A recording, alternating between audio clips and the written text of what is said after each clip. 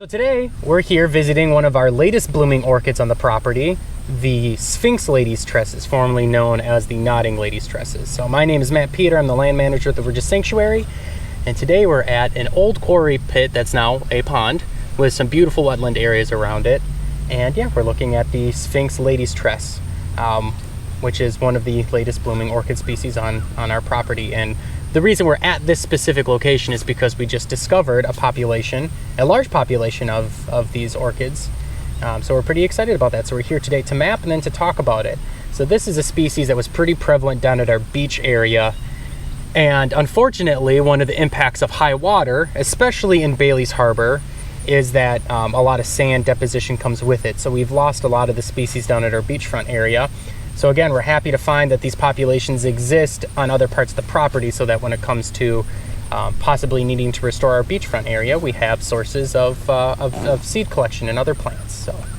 So the Sphinx Ladies Tress used to be part of a larger group, just simply known as the Nodding Ladies Tresses, but with genetic testing and more observation, we've realized that what was known as one group of species has actually now been subdivided into quite a few different ones. So it makes identification a little bit more challenging, but we're able to do it. So to be able to identify this species, it's in the genus Spiranthes, which refers to the spiraled nature of the plants.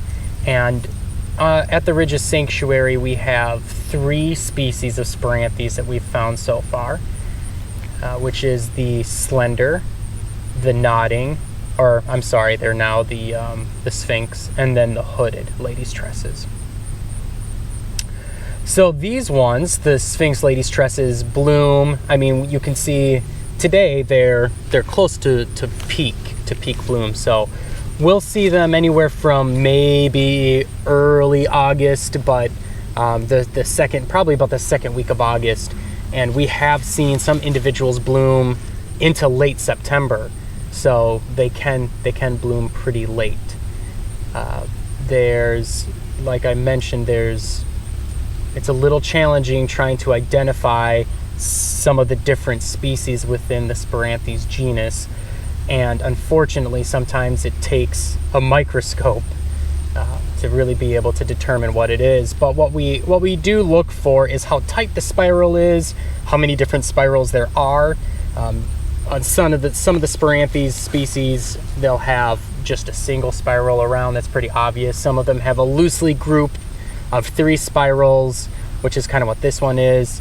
The nodding or the hooded Ladies Tress will have more of a tightly packed spiral of three rows of flowers.